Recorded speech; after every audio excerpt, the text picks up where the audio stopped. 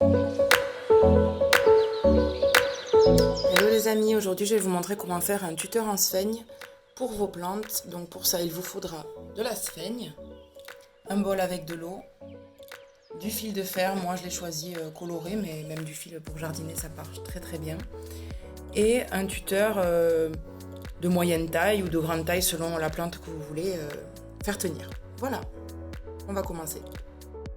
Donc pour cela il va falloir que vous preniez votre sphaigne et que vous la trempiez dans votre eau, tout simplement.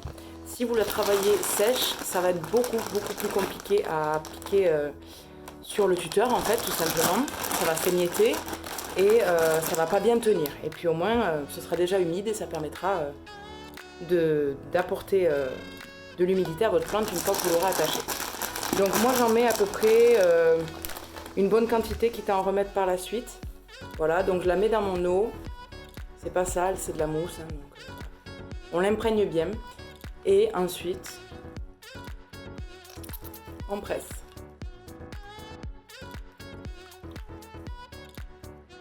On presse. Quand elle est humide, mais pas détrempée, vous allez la séparer tout doucement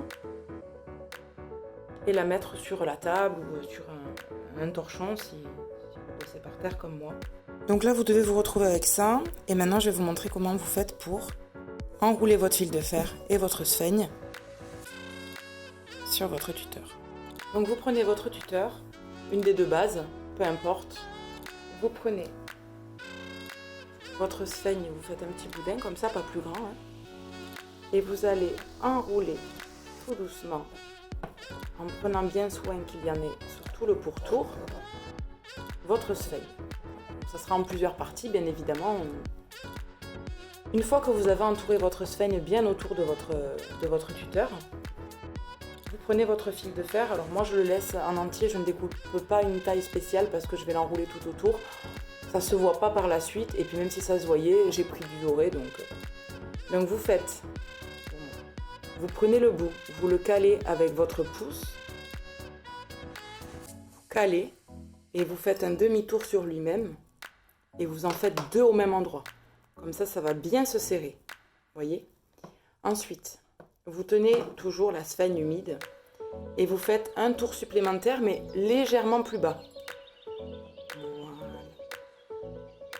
Normalement, vous devez vous retrouver avec ça. Un tour sur lui-même entier, plus un demi-tour qui va être fait un petit peu plus bas. Donc là, vous pouvez avoir des bouts de sphaigne qui tombent, c'est pas grave. Vous laissez votre fil comme ça, du coup, il tient tout seul.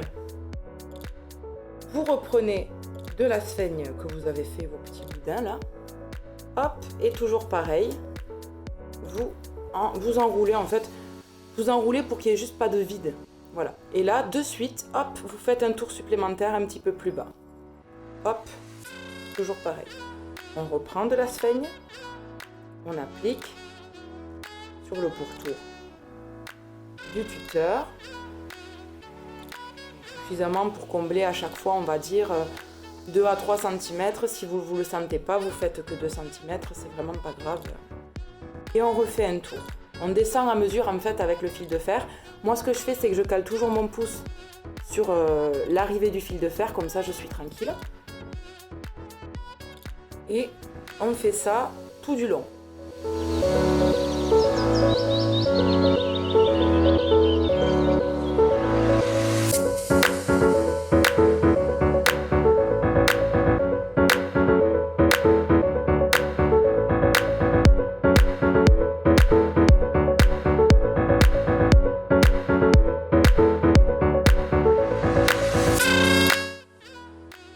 Arrivé au centre, je suis plus à l'aise de le prendre à l'horizontale.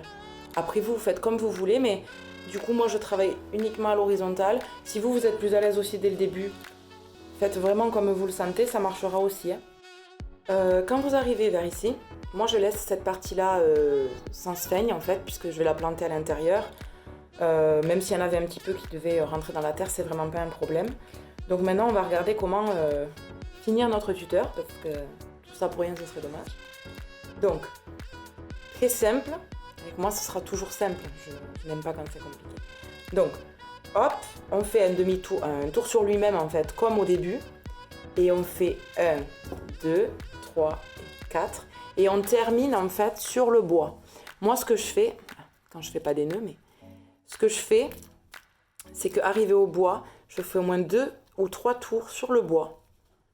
Comme ça, je suis sûre que ça tienne bien. Et ensuite, vous coupez. Et maintenant, on va regarder ce que ça donne. Donc voilà la plante qu'on va tutorer. Je l'ai rempotée parce qu'elle était dans un pot trop petit. Et je vais vous montrer, une fois avoir planté le tuteur, comment je fixe du coup la branche au tuteur en fait. Donc moi j'utilise du fil comme ça en fait pour après attacher les branches au tuteur. Parce que c'est plus doux que l'autre fil de fer que j'ai pas envie de blesser la plante. Donc je vais prendre ça pour faire les attaches et c'est vert, ça se verra pas. Donc juste ici là je vais faire un petit trou en fait. Juste avec le doigt pour savoir où le fixer en fait. Et je vais y mettre mon tuteur de sphaigne.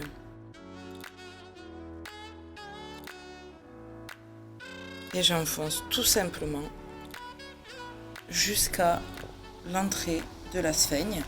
Donc c'est pas énormément enfoncé mais c'est suffisant. Puisqu'après je vais mettre de l'eau et tout tiendra bien. Donc voilà ce que je fais à toutes les hauteurs. Je prends mon fil de fer, je le fais passer. Derrière je l'enroule. Et là, comme il était un peu grand, je préfère prendre trop grand que trop petit. Je les fais remonter légèrement. J'attache le tout et je vous montre ça. Et voilà. C'est attaché. J'en ai mis 3 en tout. Elle peut grandir. Il y a encore de la marge. Notre tuteur est donc fini. Et pour éviter tout ce qui est mouche de terreau ou si vous voulez vraiment renforcer le pourtour pour que ce soit plus solide, enfin mieux maintenu du moins, vous pouvez rajouter de la pouzzolane par exemple par-dessus. Voilà, j'espère que cela vous aura plu.